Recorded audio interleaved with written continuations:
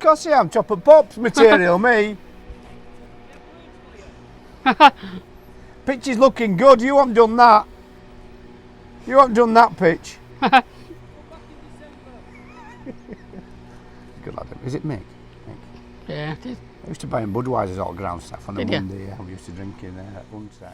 Hello and welcome to another edition of Bantams Small Talk here at Valley Parade. Sponsored by Baildon Timber, more than just good wood. Today I'm absolutely delighted to be with the one and already legend, Peter Jackson. First of all, mate, thanks for your time and thanks for coming down. How are you doing today? I'm good, thank you. Are you? Yeah, absolutely fine. So if you don't mind me asking, my first question is, starting with your career as a Bradford City player, what was your most memorable goal and why? Memorable goal? Actually, my career, I think I scored 39 goals, so I scored quite a few goals in my career. I mind you, I played over 700 games, so I should score some goals. But I remember once, the season we won the championship with Bradford City, the third division title, I scored 9 goals that season. All I did was just stand next to Bobby Campbell. He called chaos and I just should tap him in. I don't have a really special goal, but probably my first goal ever were back in, I think it was 1980, against Wigan, my first ever league goal. And it was down here, the corner came in, Steve Burns flicked it on. Yep. And I just nodded it in. So probably my first goal I'll always remember, because we were only, I'd be 18 then I think. So my first goal is always most memorable. As I say, I've scored a few, but not spectacular goals. Yeah, that's no problem. After asking fellow fans what questions they would like to be put forward, the next few questions are from them. Starting with, who was the best manager of all time? And that comes from Mark Neal. Best City manager of all time? Yeah, best City manager of all time. I can tell you the best and I can tell you the worst. So I'll tell you the best first. The best is, for me, probably George Mulhall. Yep. Why I picked George Mulhall, he started my career going, he signed me as a professional here and gave me my debut. And I have a lot of respect for George. Sadly, he passed away about 6 months ago, bless him. So I started my career here at 16 with Bobby Kennedy, signed pro with George Mulhall. He was the first manager ever to coach me. I remember in the old Bradford stand here, he used to ball on a piece of string and I used to practice my heading. So he was the first manager that took time to do a one-on-one sessions with me. So I say George Mulhall simply because I started my career with him. And when I was 36, he was managing Halifax Town the year we won the conference. So I finished my career with him as well. So that's a nice little end. The worst one by far, John Docherty, by far. By far. What would you change behind the scenes during your brief managerial spell? Was it the Archie Christie experiment that undermined you? And that comes from Duncan Kerr, but he'd also like to thank you for looking after him a few years ago when he passed out and when he did the Three Peaks walk. Oh, right, I remember doing Three Peaks walk. So it basically just asked... Yeah, about what... people say about coming back, never come back, but I knew I had to come back to manage Bradford. I only went to school at Lillycroft, which is a mile away from here. Did. So I went to school at Lillycroft and I always wanted to come back and manage Bradford City. But my aim by Mark Lawn was simply to stop in the division, which I did. The following season it was chaos really. They brought in Archie Christie and I didn't know what was going on basically. And I just simply didn't enjoy my job and he was undermining me every... he started off as like chief scout, then he was commercial manager, then he was chief exec, then he was scout, then he was sat on bench. And I didn't know what was going on. So I thought I would let myself down by not being myself sort of thing. So that's the reason for resigning. I just wanted to get away as soon as I could, and that's the main reason is Archie Christie being appointed at the club. Yep, and from Tom Mead asks,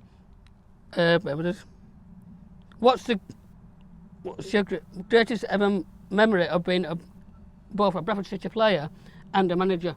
What's your favourite memory? As a manager? As a manager or a player? As a player, I'll tell you two. Manager, I remember my first home game, we played Rotherham here, and Ronnie Moore with I were here. I think we 1-0 up, it were 1-0, then 1-1, sorry, and Tom Amiobi scored, I think, to make it 2-1. I ran down the touchline here in front of Ronnie Moore, ran right down the touchline, jumped on my players and we beat them 2-1. So my first home game as manager we won. And what was the other one? The highlight of The player. As a player, without doubt, it was one season really. The season we won the championship here at Bradford City. 14 players we used that season. Only 14 players. One away kit, one home kit. That's all we had. If there were your shirt got ripped, it got sewn up, or your socks got sewn up, there were no new kits coming out. Oh, no. So I would say that season, simple reason is, fantastic spirit with them.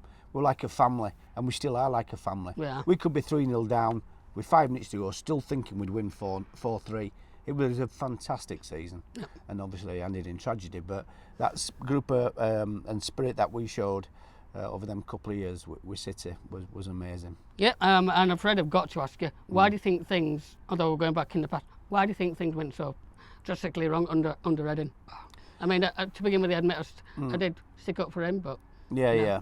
Well, I thought, really. you know, we a new owner came in and a new investment, new ideas, which probably it might have needed the club, but he gave a lot of false promises. He didn't come up with the goods that he promised. You know, and I think the turning point for everything in this, the decline of the club, is when Stewart left. You know, you don't sack a manager that's been in the top 6 all season and they sack him. I can't understand that. The sack Stuart McCall is 6th in the league on a small budget, punching above the weight. The 6th, been in the top 6 all season, and yet they decide to sack him. Could not understand it. They slipped to Simon Grayson came in. You know, Simon Grayson no affinity with this club. Simon Grayson's come and did nothing, finished 12th. That sums it up. What a strange and bizarre decision to do that to Stuart McCall. Exactly, and do you think perhaps if Edding had left earlier, and perhaps Gary Barr had come in sooner, do you think City would have remained in League One and not been relegated? That's a difficult one. You know, you can blame so much behind the scenes, but it's the players on the pitch that have to be accountable for. I know it's behind the scenes that bringing in new players, but I still think City had a better squad than what they showed in that season. They got relegated. I just think they lost a fight with about maybe 10 games to go. You could see there was a decline, and once that's set in, it's difficult to change. It is. So now we're going to have a bit of fun. We're going to have a few either or rounds and a few funny questions. So you better be good to me. Yeah. Number 8, Manchester United or Manchester City? Probably say Man City because of Pep Guardiola. I love him. I've listened to him and I've met him, so it's great. Ant or Deck? Ant, but they're both good lads because they're both Geordies. Yeah. Curry or Chinese? Well, I had a Chinese on Saturday, so I say Chinese. Chinese. From your time as a player for Bradford City, please answer the following questions about your fellow teammates. Right. Longest in the shower? Longest in the shower? Yep. Well, I didn't really look down below. Longest in the shower? Aye. I'd have to say myself. Worst dress sense? Worst dress sense? Probably Stuart McCall. Oh, Stuart, if you're listening. Sorry, Best Stuart. dress sense? Me. The biggest joker? Biggest joker, Don Goodman, legend. Yep. Most skillful player played with? Most skillful player played with here at City or Anywhere. There's only one, Paul Gascoigne. Paul Gascoigne. And most skillful player played against? Probably Kenny Dalglish and Ian Rush when they were in their prime. Yep. Who was your football idol as a kid when you were growing up, and why?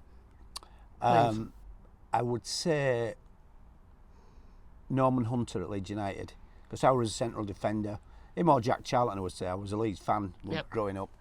I had a season ticket there in my early youth, but then a change of allegiances to Super City. Aye, it is.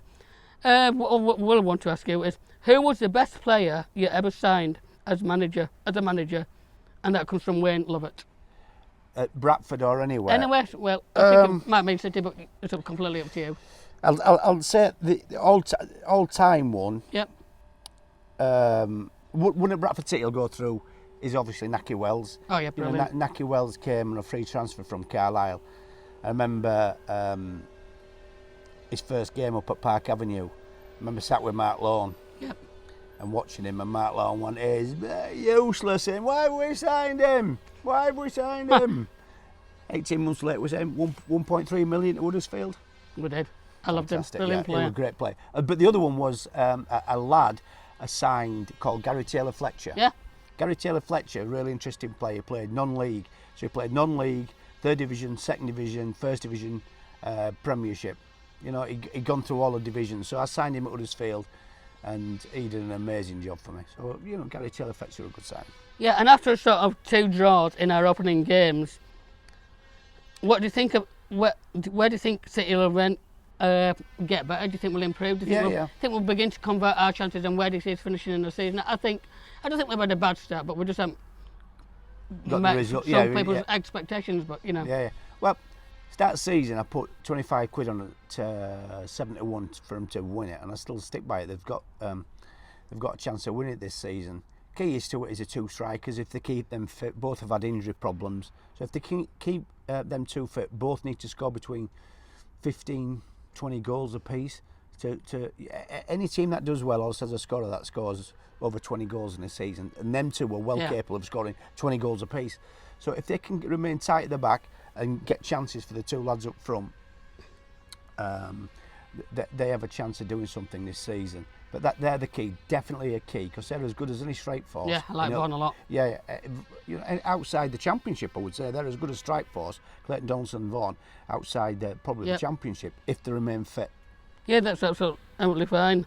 And now from my friends Regan Cooney and Joshua Amersell, where's your favourite curry place in Bradford, and what do you have? Because I like them hot like my ladies. I bet you're a common kind of guy, aren't you, Jacko?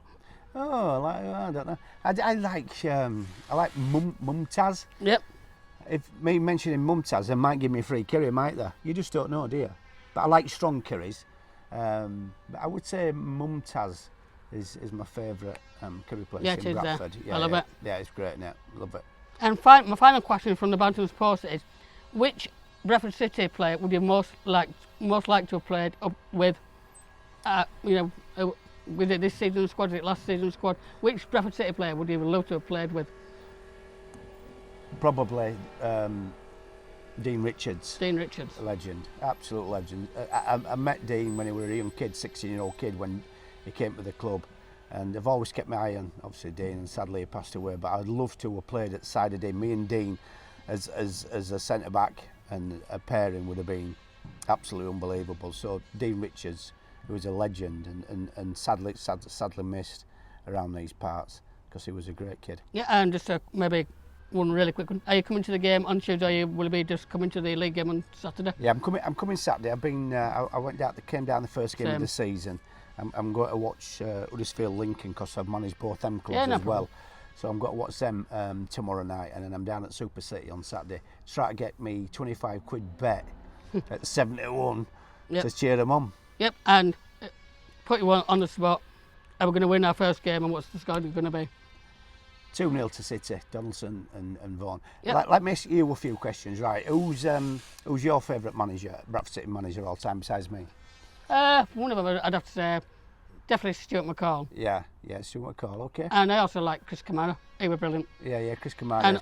And maybe one more is Phil Parkinson. To the left, but I like Gary, and I can't wait to meet him. I really can't. Yeah. And who would you say is your favourite all-time City player? Because what age are you now? I'm 40. 40. So, it'd be hard to choose, but one of them would definitely be Naki Wells. Naki Wells, yeah. Edinho. Yeah, I can't really remember Edinho. Oh, I can remember him. I actually remember. I used to, and I was sitting in the cop. Yeah. I used to sit behind us, and I remember I went for a pie, and he scored. So I missed his goal. So I came back running with a pie. Oh, dear me. So, favourite away ground?